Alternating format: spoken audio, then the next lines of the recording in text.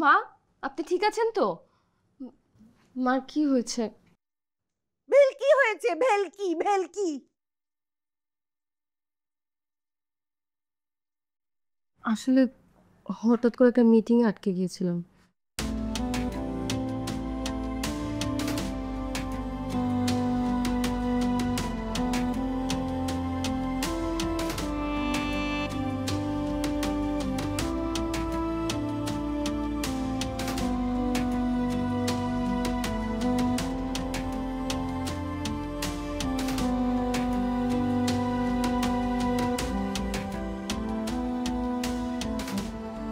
হিমেল,